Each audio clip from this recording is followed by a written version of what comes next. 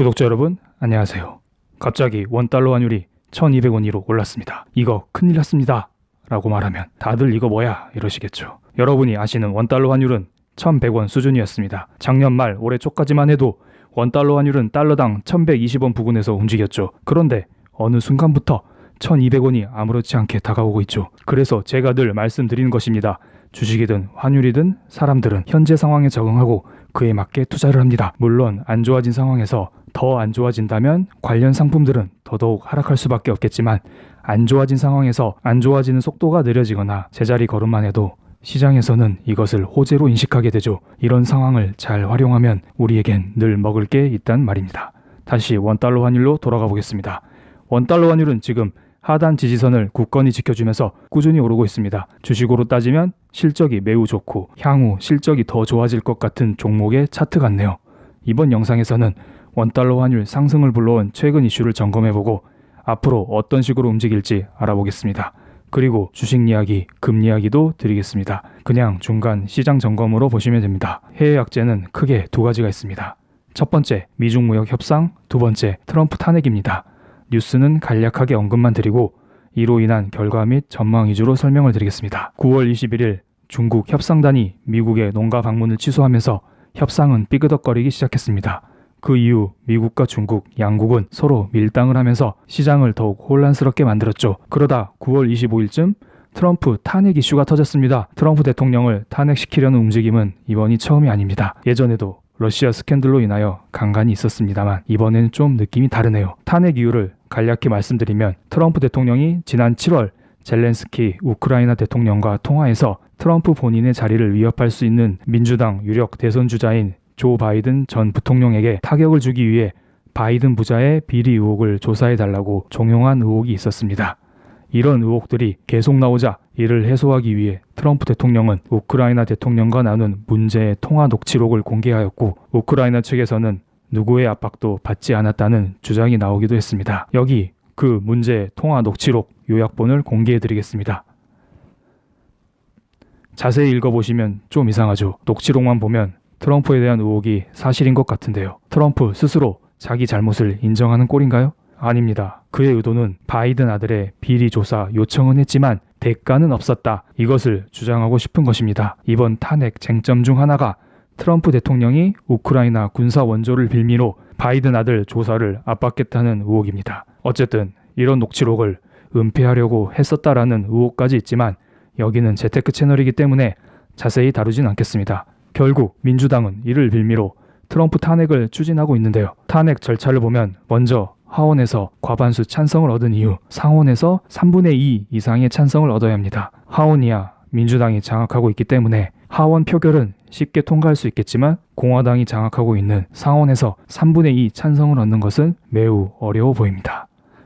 국민들이 트럼프 탄핵을 모두 원하면 상원도 통과될 수 있겠죠. 하지만 아직 트럼프 대통령은 지지율 40%대를 유지하고 있고, 27일 정치 전문 매체 더 힐이 여론조사기관 해리스 X와 실시한 여론조사에 따르면 탄핵 절차를 지지한다는 응답은 47%로 나타났고 반대 응답은 42%로 나타났습니다. 찬성 입장이 점점 올라가고 있지만 아직까지는 트럼프 대통령에 대한 입지가 굳건한 것 같습니다. 현재로서는 트럼프 대통령 탄핵 가능성은 지극히 낮아 보입니다.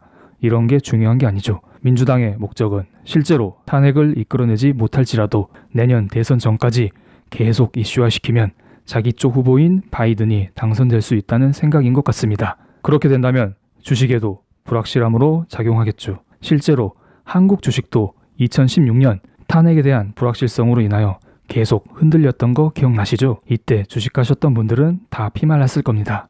그러면서 지금 미국 증시도 좋지 않습니다. 미중 무역 협상에 대한 불확실성과 트럼프 탄핵 이슈까지 겹치면서 계속 하락 중입니다. 차트 이야기는 뒤에 다시 이어서 설명드리겠습니다. 다시 이슈로 돌아가고 있습니다. 문제는 여기서부터죠. 미국 내에서 트럼프 대통령의 입지가 조금씩 흔들리고 있는데요.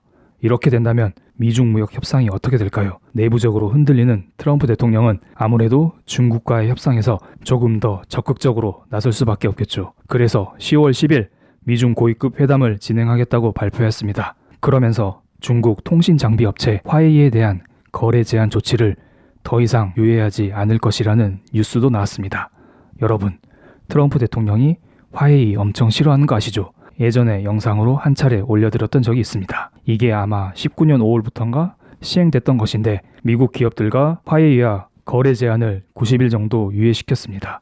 그러면서 막상 유예 만기일이 다가오면 다시 연기해주고 다가오면 연기해주는 식으로 대응해왔죠. 즉 중국에 대한 압박 카드로 거래 금지를 하나 질러놓고 계속해서 거래 금지를 연기시키면서 우리가 너네 봐주고 있다, 이런 뉘앙스를 풍기고 있었던 것입니다. 그런데 19년 12월이 되면 또 화웨이 제재 만기일이 다가옵니다. 12월부터는 미국 기업과 화웨이의 거래가 금지되는 것이죠. 즉 10월 10일 협상을 앞두고 중국을 압박하는 카드로 사용하고 있는 것입니다.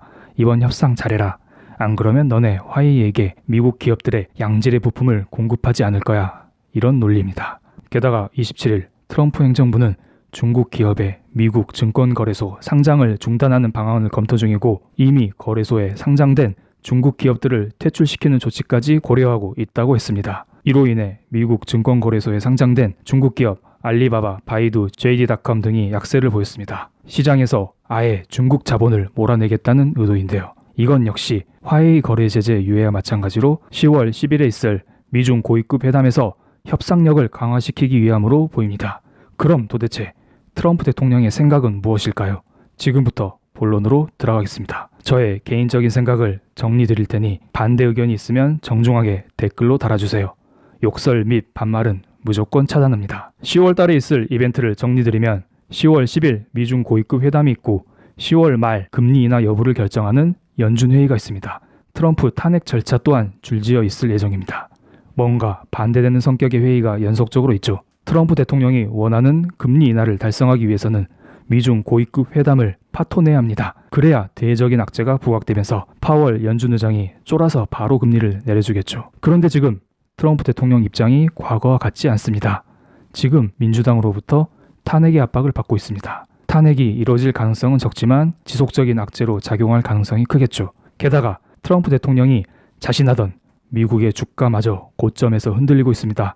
그럼 다가오는 회담에 어느 정도 스몰 딜이라도 할 가능성이 큽니다. 빅딜이 아닌 조그만한 협상이라도 달성하겠죠. 그렇지 않으면 중국에게 무리한 요구를 하면서 중국으로 하여금 먼저 판을 깨게 만들 수도 있습니다. 중국 입장에서 보면 트럼프 탄핵으로 협상에서 유리한 고지를 밟았으니 이럴 가능성도 충분히 있을 거라 봅니다.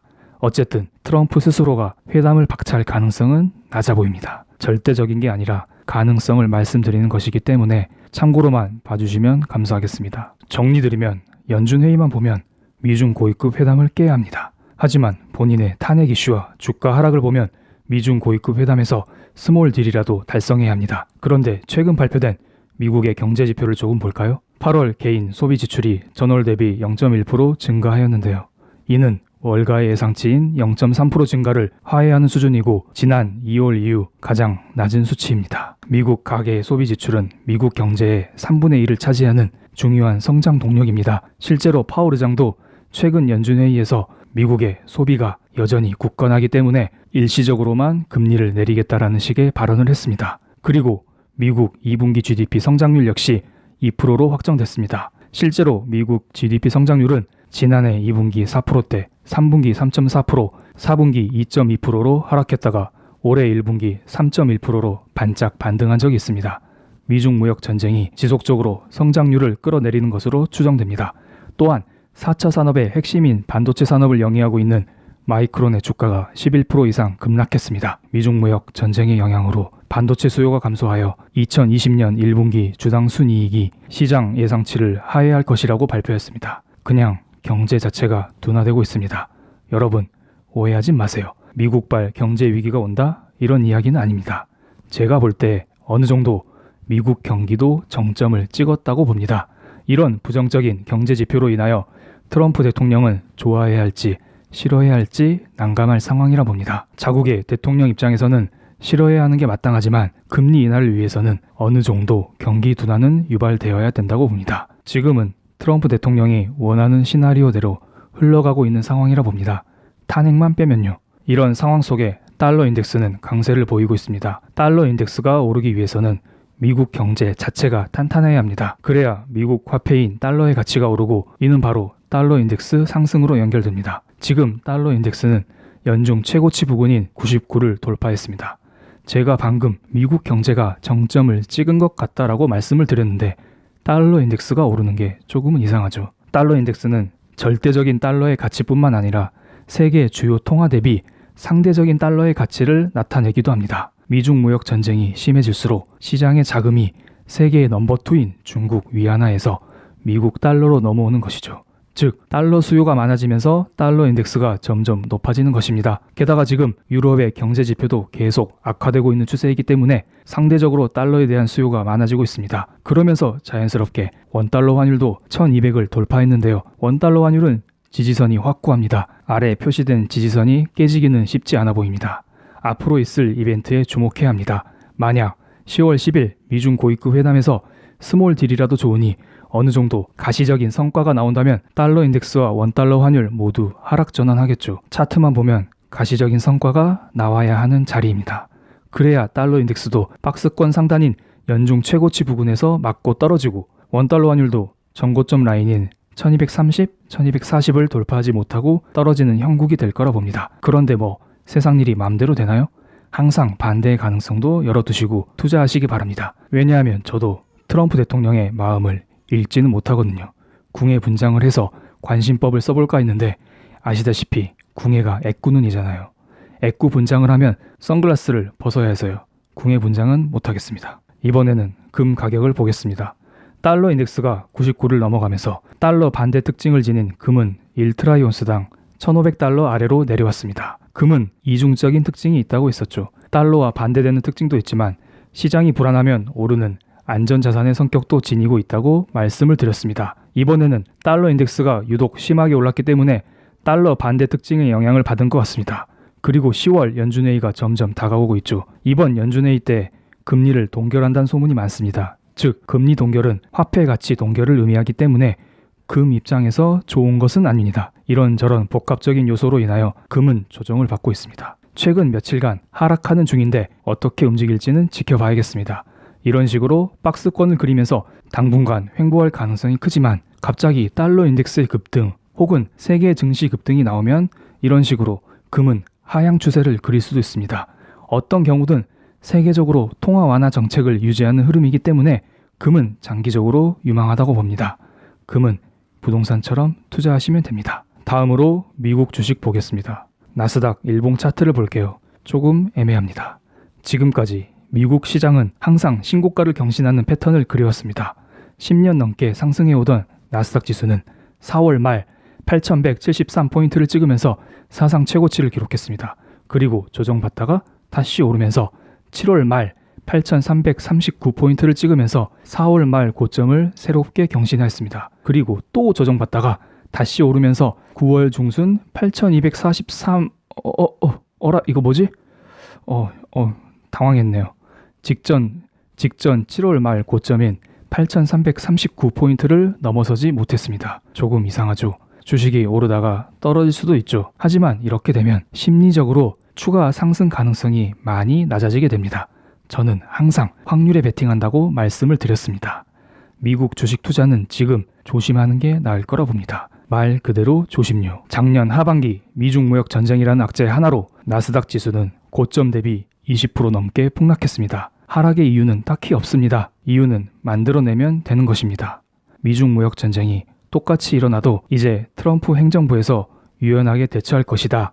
이런 뉴스를 띄우면서 그냥 주가를 올릴 수도 있고 아니면 이제부터 미국 경제는 둔화될 것이다. 이런 뉴스를 띄우면서 주가를 폭락시킬 수도 있습니다.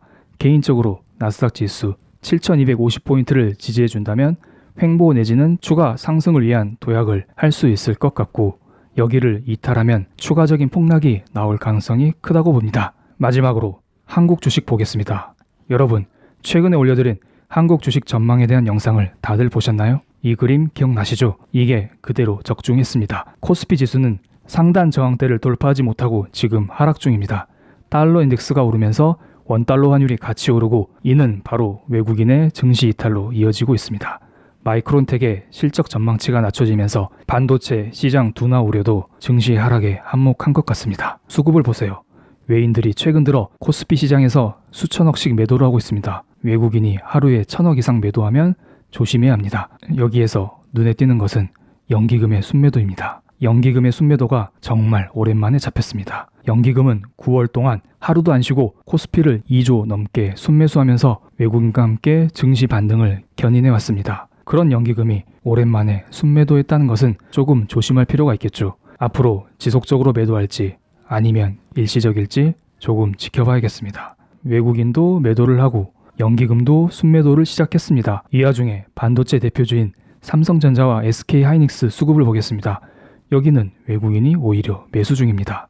반도체 업황이 둔화된다더니 외국인들은 계속 사고 있습니다. 그래서 제가 말씀드리는 게 반도체와 5G 섹터는 지속적으로 모아갈 만하다는 것입니다. 대응이 안 되시면 그냥 코스피 2000포인트 아래에서 바닥에서 꾸준히 모아가시고요. 대응이 되시면 고점 저항대에서 팔고 조금 쉬었다가 다시 아래에서 사 모으는 전략을 취하시는 게 낫습니다. 신규로 들어가실 분은 조금 참으셨다가 차라리 2000대 초반부터 분할로 매수하는 게 나아 보입니다.